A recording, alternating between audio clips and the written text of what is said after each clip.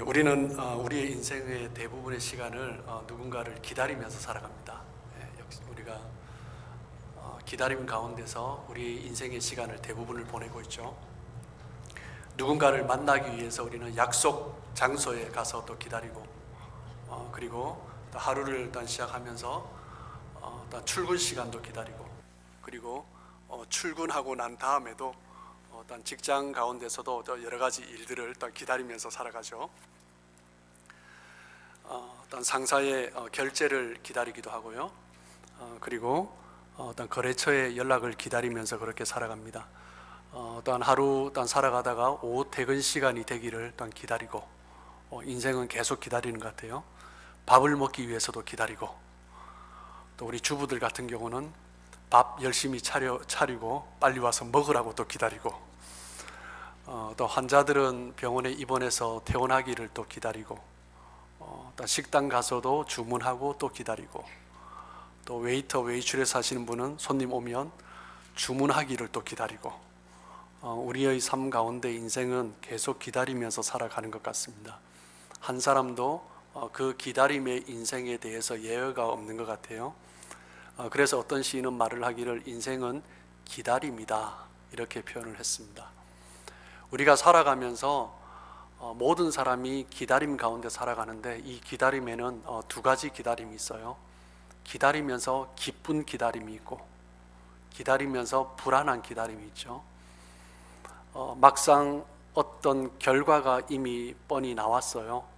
그런데 그 시간이 다가오기만 하면 이제 참 어려운 상황이 닥치는 거죠. 그럴 때 초조하게 기다리고 불안해할 수밖에 없을 것입니다. 하지만 기다림 가운데 소망이 있다면 그 기다림은 기쁨의 시간이 될 수 있습니다. 소망이 있는 기다림은 때로는 어려움이 있어도 고통이 있어도 기쁨으로 기대하며 기다릴 수 있는 거죠. 대표적으로 우리 여인이 아이를 임신했을 때, 아이를 출산할 때가 다가오면 이미 또 출산을 경험해 보신 분들은 그 시간이 얼마나 고통스러운 시간인지를 알죠. 그런데 기다리는 것입니다. 기다리고 빨리 아이를 보고 싶고, 또 아이를 막상 낳고 나면은 그 낳을 때의 고통 때문에 다시는 아이 낳나 보다 이렇게 하다가 아이를 안 낳아서, 그렇게 하다가 또 막상 키우다 보면 또 아이가 너무 좋은 거예요. 그러면서 또 가지고, 그렇게 하는 거죠. 소망이 있으면 기쁨으로 기다릴 수 있습니다. 그래서 사도 바울은 오늘 본문 로마서 8장 18절에서 뭐라고 말을 합니까? 우리 같이 한번 읽어볼까요? 자, 시작. 생각하건대 현재의 고난은 장차 우리에게 나타날 영광과 비교할 수 없도다. 현재 우리 가운데 고난이 있다 할지라도 장차 영광이 있다면, 기쁨이 있다면 그 영광과 지금의 고난은 비교할 수 없다라는 거죠. 사도 바울은 무엇 때문에 이렇게 확신하며 이야기를 할 수 있습니까? 사도 바울은 자신의 삶 가운데서 천국을 경험했던 사람입니다. 많은 사람이 경험하지 못하는 거죠. 고린도후서 12장 4절에 보면 사도 바울은 그 천국을 경험하고 난 이후에 뭐라고 표현합니까? 그 천국에서 말로 표현할 수 없는 그 영광을 보면서 가히 사람에게 말을 하지 못하는 그것이었다라고 그렇게 말을 해요. 그러면서 그 천국의 영광을 말로 표현할 수 없기에, 그 천국의 경험이 있기 때문에 이 땅에서 살아가는 어려움과 힘든 일이 있다 할지라도 기꺼이 감당할 수 있는 것입니다. 사도 바울은 눈으로 직접 그 천국의 영광을 보았습니다. 그렇기 때문에 이 땅에서의 신앙적인 고난, 어려움, 그것이 그에게 크게 문제가 되지 않았어요. 무엇 때문에요? 천국을 보았기 때문입니다. 성도는 이 땅을 살아가면서 여러 가지 고난을 겪습니다. 예수님을 믿기 때문에 우리가 고난을 겪어요. 예수를 믿지 않았다면 겪어야 될 고난이 아닌 것들이 참 많습니다. 내가 예수 믿고 안 믿는 사람들에게 무시를 당하기도 하고 조롱을 당하기도 하고요. 그리고 예수 믿고 난 다음에 그런 경험을 해보신 분은 시집에 예수를 안 믿는 집이에요. 너무나 불교가 강한 집이에요. 그럴 때 명절 때마다 얼마나 어려운 시간들을 보낸 분들이 참 많습니까? 예수를 믿는 것 때문에 이 세상에서 당하지 않아야 될 그런 어려움들을 겪습니다. 예수를 믿는 것 때문에 안 믿는 사람이라면 전혀 문제가 되지 않은 것을 또한 싸우면서 그렇게 보내는 거죠. 직장 생활하면서 술자리에 함께 하는 것, 예수 안 믿는 사람이라면 아무 문제가 되지 않죠. 예수 믿는 것 때문에 내가 그것을 어떻게 보내야 하는가, 어떻게 이겨야 되는가 고민하고 싸우는 것입니다. 예수 믿는 것 때문에 어떤 사람들은 카지노를 자주 가기도 하는데 예수 믿는 사람으로서 그것을 내가 어떻게 지키고 나를 보호해야 되는가, 그리고 이제 내가 예수 믿기 때문에 무엇을 내 삶 가운데서 끊어야 하는가. 예수 안 믿는 사람이라면 전혀 문제가 되지 않을 것을 우리는 예수 믿기 때문에 또 싸우고 또 갈등하고 또 이겨내기 위해서 육신의 정욕을 또 제어하기 위해서 그렇게 싸워가는 것입니다. 또한 우리가 예수를 믿기 때문에, 하나님을 믿기 때문에 하나님께서 때로는 우리에게 신앙의 훈련으로 고난을 주시기도 하십니다. 아브라함이 그렇게 했던 것처럼, 많은 믿음의 선진들에게 그러했던 것처럼 우리 가운데 어려움을 주심으로 그 어려움을 이겨내므로 조금 더 성장하게 하고, 그리고 더 하나님께서 기뻐하시는 모습으로 우리를 만들어 가시는 거죠. 그렇다면 이 고난의 시간들을 지내서 그 이후에 우리 성도가 받을 영광은 어떤 것입니까? 천국에서 주시는 그 영광이죠. 천국에서 우리 성도는 어떤 영광을 누립니까? 먼저 우리는 육신의 영광을 누립니다. 예수님이 부활하신 이후에 그 부활체는 공간의 제약을 받지 않으셨어요. 제자들이 모인 곳에, 문이 닫힌 곳에 그냥 자유롭게 들어갔다 나갔다 하신 거죠. 우리도 또한 천국에 갔을 때 그 영광을 경험할 때 그런 부활의 몸을 경험한다라는 것입니다. 시간의 제약받지 않고 공간의 제약을 받지 않는 몸, 더 이상 죄에도 얽매이지 아니하는 몸, 그런 몸을 누리게 되는 거죠. 그리고 또한 우리는 천국에서 영원한 삶을 선물로 받게 되는 것입니다. 그 영원한 삶, 더 이상 이별도 없고 슬픔도 없고, 그리고 아픔도 없고 사망도 없고 병들지도 않고 늙지도 않는 그 영혼 가운데서 우리는 살아갈 수 있는 거죠. 그리고 천국에 갔을 때 우리는 하나님의 나라의 시민으로서 하나님의 그 은혜, 영광을 허락해 주십니다. 하나님의 이름으로 인쳐 주시고, 그리고 하나님의 백성들에게 면류관을 씌워 주심으로 함께 하나님께서 예비하신 그 은혜에 동참하게 하시죠. 저희들이 요즘 요한계시록 말씀을 큐티하고 있는데 그 천국에서 하나님 보좌 앞에 24장로들이, 구약과 신약을 대표하는 성도들이죠. 하나님의 보좌 앞에 24장로들이 앉아 있는데 어디에 앉아 있어요? 각자에게 허락하신 보좌에 앉아 있습니다. 왕과 같은 자리죠. 하나님께서 우리를 그렇게 여겨주시고, 그리고 계시록에서 말을 하듯이 우리는 1000년 동안 그리고 영원히 하나님과 함께 왕노릇하게 될 것이다 라고 말씀을 하십니다. 그리고 천국에 가면 하나님은 우리에게 격려해 주시고 위로해 주시고 칭찬해 주십니다.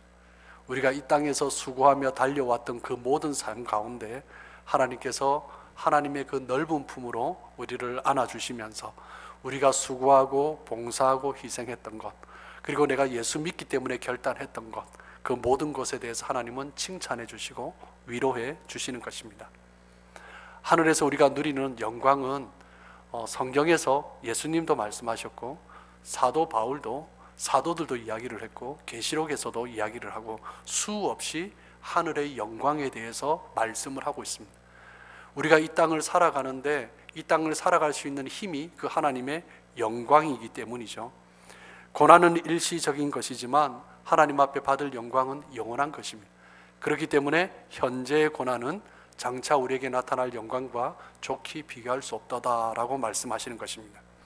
여러분, 우리가 하나님을 위해 이 땅에서 흘린 모든 눈물과 땀과 희생과 섬김, 그 모든 것은 하나님께서 우리에게 하늘에서 누리게 하실 그 영광을 더 풍성하게 하시는 준비가 되는 거죠. 우리가 이 땅에서 수고하면 수고할수록 하나님은 더 많은 위로를 주시고 더 많은 영광을 우리에게 주시는 것입니다. 그렇기 때문에 우리는 이 땅을 살아가면서 일단 수고하고, 일단 인내하고, 참고, 일단 견디면서 하늘의 영광을 바라보면서 살아가는 거죠. 오늘 본문에서 사도 바울은 우리 인간이 이 땅을 살아가면서 그 수고와 인내와 고난 가운데 살아간다라고 말을 하는데, 인간뿐만 아니라 이제는 눈을 돌려서 이 세상 만물에 대해서 언급을 하고 있습니다. 로마서 18장 19절에서 22절까지의 말씀은 사도 바울의 또 다른 영적인 통찰력을 볼 수 있습니다. 우리 18장 20절 말씀 같이 한번 읽어볼까요? 로마서 18장 20절입니다. 자, 시작. 피조물이 허무한 데 굴복하는 것은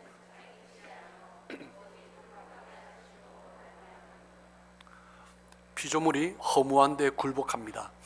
모든 피조물이 지금 허무한 데 살아가고 있다는 거죠. 죄 가운데 굴복하면서 죄 아래 살아가고 있는 것입니다. 우리 인생이 죄 가운데 굴복하면서 죄에 눌려서 얽매여서 살아가듯이 피조물이 동일하게 죄 가운데 얽매여서 살아가고 있다는 거죠.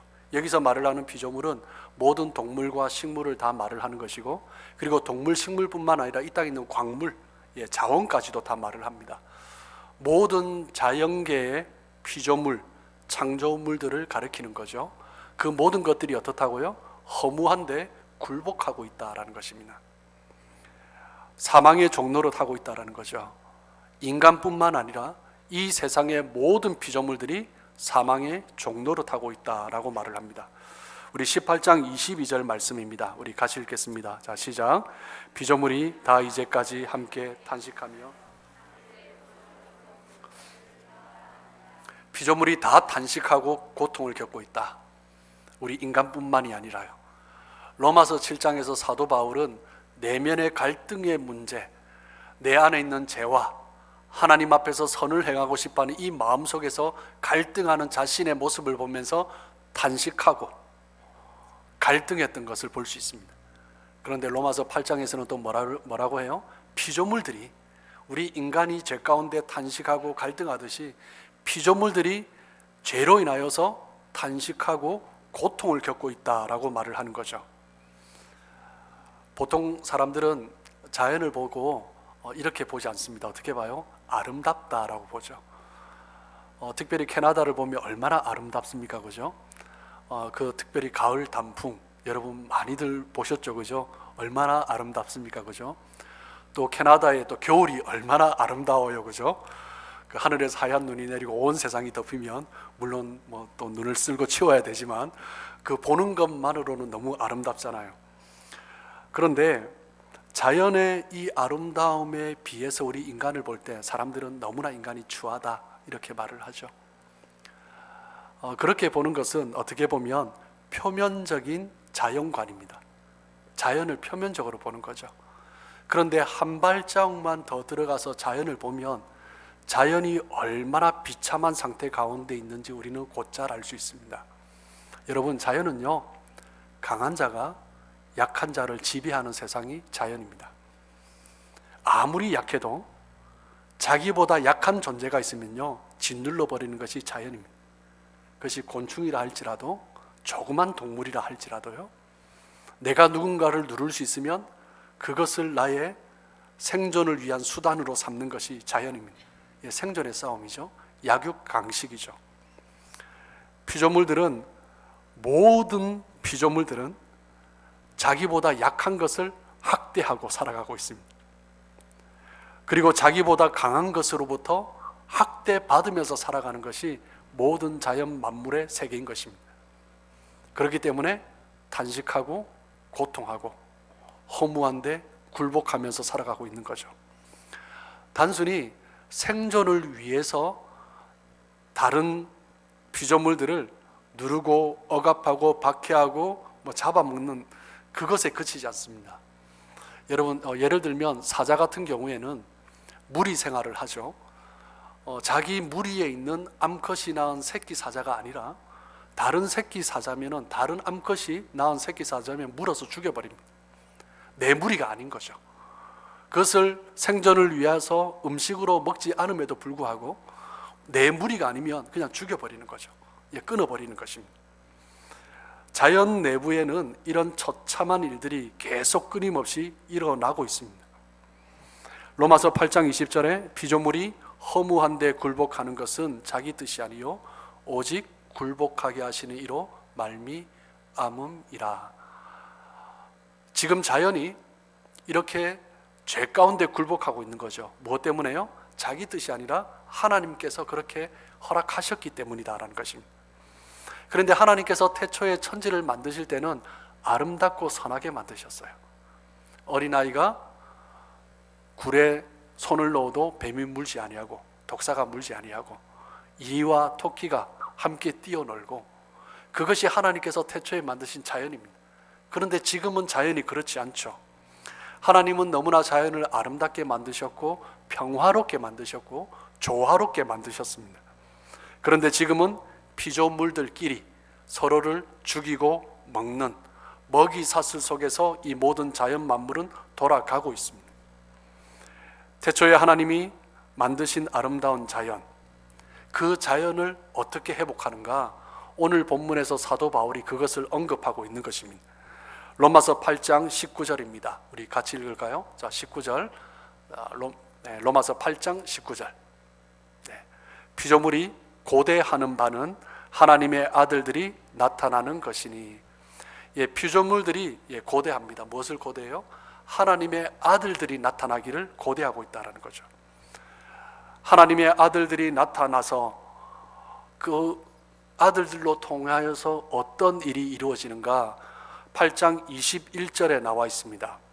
그 바라는 것은 피조물도 썩어짐의 종로로 탄 데서 해방되어 하나님의 자녀들이 영광의 자유에 이르는 것이니라. 하나님의 자녀들이 나타날 때 피조물들이 썩어짐에서 해방되어질 수 있다는 거죠. 하나님의 자녀들, 하나님의 아들들이죠. 우리가 하나님 앞에서 그 영광을 경험할 때 즉 무엇입니까? 주님께서 재림하셔서 그 재림을 경험하는 것입니다. 재림하심으로 말미암아 완전한 구원을 경험할 때, 그때 피조물들도 썩어짐의 종로로 탄 데서 해방되어질 수 있다는 거죠. 하나님의 자녀들이 영광을 경험할 때 피조물들도 영광을 경험할 수 있다는 거죠. 그렇기 때문에 19절에서 말을 한 것처럼 피조물들이 하나님의 아들들이 나타나기를 기다리고 있다라고 하는 것입니다. 여러분, 지금 전 세계가 이 자연 우주 만물이 신음하고 있죠. 기후가 너무 변했어요. 무엇 때문입니까? 인간들 때문이죠. 인간들의 욕심 때문입니다. 동물들이 서식처를 잃고 있어요. 또 얼마 전에 뉴스를 보니까 또 베니스가 물에 잠겼대요. 무엇 때문에요? 인간들 때문이죠. 인간들이 피조물을 함부로 쓰기 때문입니다. 피조물들을 낭비하고 허망하게 만드는 것은 그 주범이 인간이다라는 것입니다. 전 세계에 하나님께서 우리에게 주신 자원을 골고루 전 세계에 분배하며 모든 세계가 풍족하게 살 수 있대요. 그런데 어떤 곳은 풍족하고 어떤 것은 너무나 기아와 가난에, 극심한 가난에 살아가고 있잖아요. 무엇 때문입니까? 강대국들이 자원을 독점하려고 하기 때문입니다. 자원을 독점하고 모든 먹는 것들을 독점을 하고, 그리고 그 자원을 무기 삼아서 약한 나라들을 학대하고 횡포를 부리는 거죠. 그리고 또한 자원을 독점하기 위해서 전쟁을 불사합니다. 그것이 지금 이 시대의 모습인 거죠. 인류에게 주어진 자원을 낭비하고 무분별하게 이 자연을 개발함으로 자연을 깨뜨리고 파괴하고 있는 것이 인간이다라는 것입니다.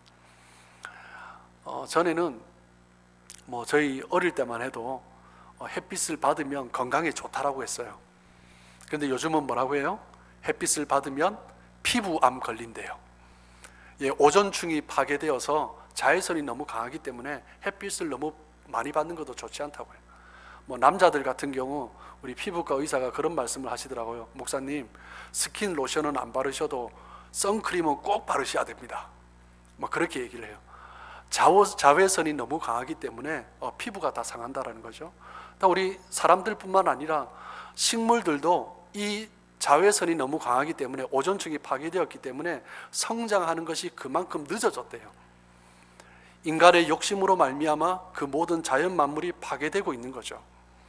산과 강, 바다뿐만 아니라 모든 인간들이 가는 곳마다 다 오염되고 파괴되고 있습니다. 인간의 탐심 때문이죠. 쓰레기가 가득하지 않은 곳이 없습니다. 위성에서 보면 갑자기 없던 섬이 바다에 생겨났어요. 무슨 섬입니까? 쓰레기 섬이죠. 쓰레기들이 거대한 섬을 이루어서 둥둥 떠다니고 있습니다. 바다뿐만 아니라 저기 대기권에도 인간들이 사용했던 위성 쓰레기들이 가득 차 있대요. 인간들이 미치는 모든 영역마다 자연이 파괴되고 환경이 파괴되고 있습니다. 부유한 나라들은 음식이 넘쳐나고 남은 음식물 쓰레기를 처리하기 위해서 1년에 수조 원의 돈을 또 써야 되고, 가난한 나라들은 음식이 없어서 전 세계에 기아와 가난으로 굶어 죽는 사람이 수십만 명에 이르고, 이런 불균형 속에서 세상은 지금 움직이고 있습니다. 오늘 본문에서 사도 바울은 그것을 누가 바로잡을 수 있는가, 그것에 대해서 지금 언급하고 있는 것입니다. 누가 하나님이 지으신 피조물들을 바르게 관리할 수 있는가, 이 일을 실천할 사람들이 바로 우리 성도들이다라고 말을 하는 거죠. 로마서 8장 19절에 보시면 피조물들이 고대하는 바는 하나님의 아들들이 나타나는 것이니 라고 말씀을 하고 있습니다. 피조물들이 지금 원하는 것은 무엇이냐면 하나님의 아들들이 나타나야 된대요. 하나님의 아들들이 나타나야 이 허무한 데서 피조물들이 구원을 받을 수 있다는 것입니다. 하나님의 자녀들은 하나님께서 만드신 이 자연 만물을 사랑하고 관리하는 것이 마땅한 의무이고 사명이다라는 거죠. 우리가 이 땅을 살아가며 나는 하나님의 백성으로서 이 자연에 어떻게 반응하면서 살아가는가. 어떤 분들은 말을 하기를 샤워하는 시간 1분만 줄여도 이산화탄소가 한 가정당 한 730kg 정도가 1년에 줄어든대요. 우리가 매일매일 살아가는 이 세상 속에서 우리가 쓰레기를 조금만 줄여도 이 세상은 조금 더 자연이 아름다움을 유지할 수 있다는 거죠. 피조물들이 기다리고 있습니다. 누구를요? 하나님의 자녀들이 나타나기를 기다리고 있다는 거죠. 그 고통과 탄식 가운데서 회복할 수 있는 유일한 방법은 하나님의 자녀들이 나타나는 것, 하나님의 자녀들이 그 사명을 감당하는 것입니다. 이 땅 가운데서 우리가 예수를 믿고 예수를 믿음으로 말미암아 영원한 하나님의 영광을 경험할 수 있지만, 이 땅에서도 천국에서 누릴 영광을 경험하면서 또 싸우면서 살아가듯이 피조물들을 향하여서도 하나님의 그 영광의 나라가 임할 때, 주님께서 재림하실 때 온전히 회복되겠지만, 우리가 이 땅을 살아가는 동안 하나님이 만드신 자연 만물에 대해서 내가 하나님의 백성으로서 어떤 마음으로 살아가야 하는가, 오늘 로마서 8장에서 사도 바울이 그것을 말을 하고 있는 것입니다. 우리 8장 23절 말씀 우리 같이 한번 읽어보겠습니다. 자, 시작. 그뿐 아니라 또한 우리 곧 성령의 처음 익은 열매를 받은 우리까지도 속으로 탄식하여 양자 될 것 곧 우리 몸의 속량을 기다리니라. 피조물들이 하나님의 자녀가 나타나기를 기다리고 있습니다. 이 피조물들이 고통과 탄식 가운데서 해방될 수 있는 유일한 길은 하나님의 자녀들이 나타나는 거예요. 하나님의 자녀들이 어떻게 나타납니까? 성령의 처음 익은 열매를 받음으로 말미암아. 이 말씀은 우리가 예수 그리스도를 믿음으로 하나님의 자녀가 되어 성령의 인도하심을 받은 그것을 말을 하는 것입니다.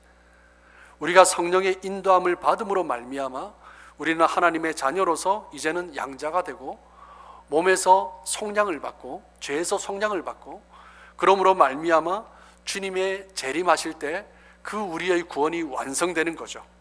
그것을 기다리면서 살아가는 것입니다. 사도 바울은 하나님의 자녀가 우리가 속으로 탄식하며 속으로 하나님 앞에서 갈등하며 그렇게 살아가지만 그 속량을 기다리며 살아가고 있다라고 또 말을 하는 거죠. 사도 바울이 이 탄식 가운데 기다리고 있는 것은 무엇입니까? 로마서 7장에서도 언급을 했지만 사도 바울은 자기 안에 있는 옛 본성, 죄성과 끊임없이 싸우고 있는 것입니다. 우리는 예수를 믿음으로 말미암아 구원을 보장을 받았습니다. 하지만 아직까지 완전한 구원에 이르지 못했죠.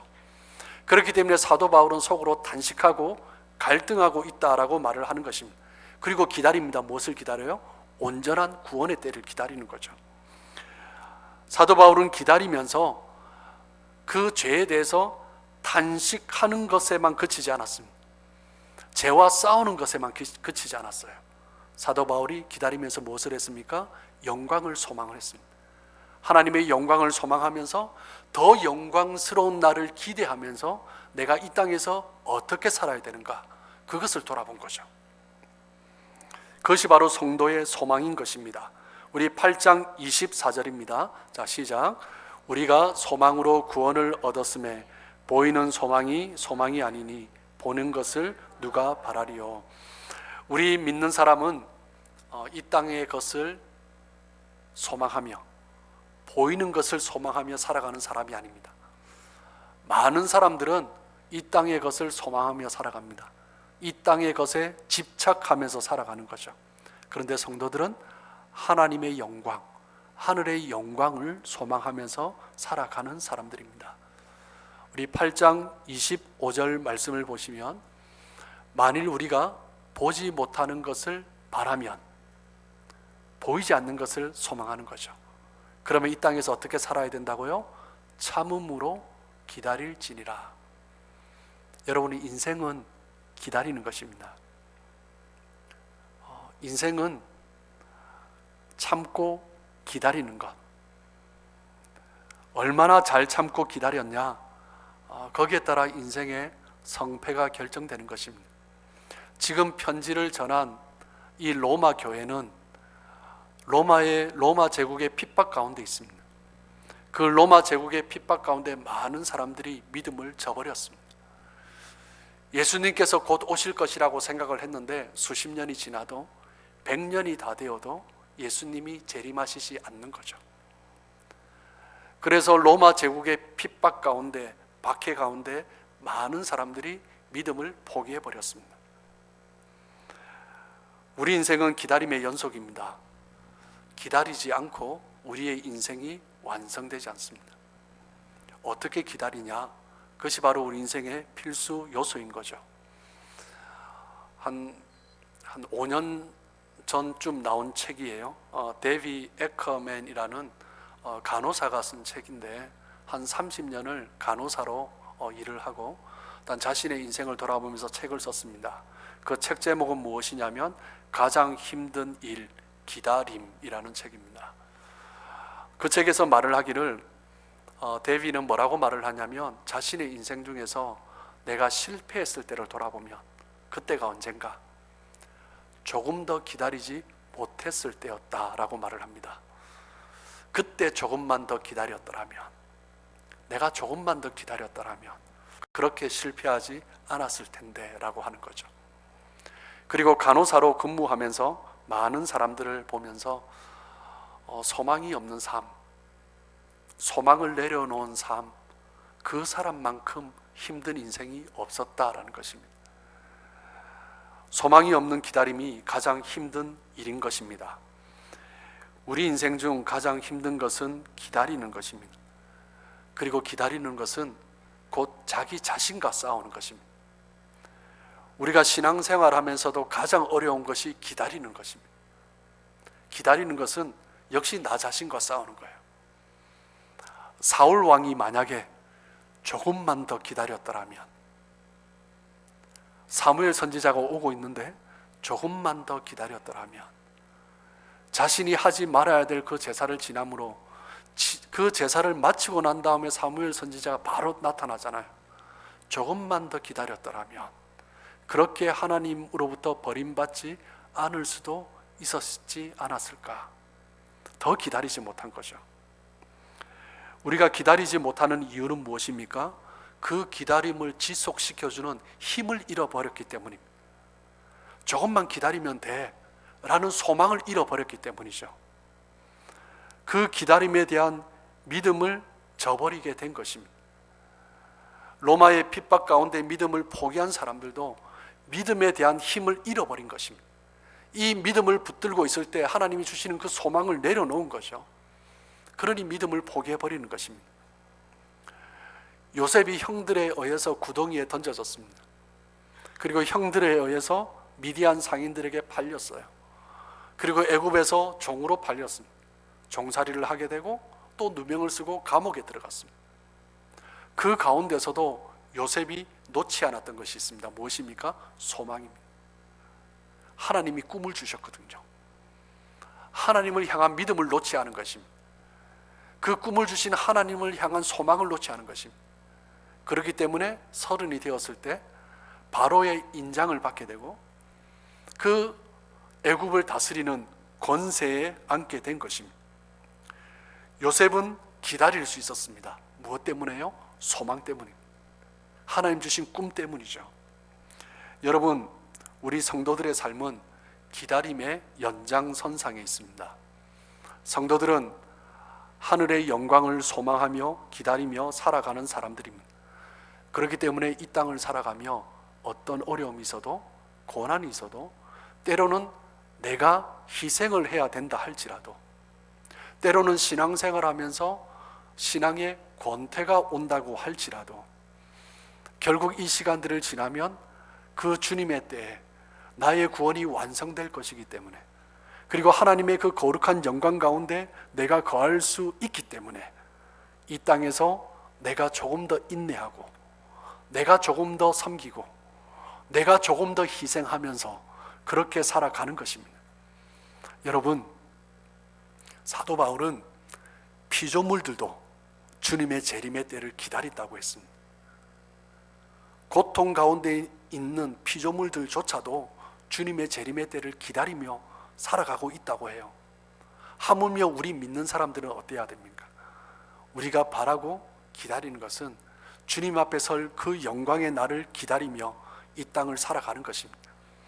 우리가 구원을 받음으로 하나님의 양자가 되었고 하나님의 상속자가 되었고 그렇기 때문에 더욱더 그 날을 소망하면서 구원의 완성의 날을 기다리면서 살아가는 것입니다.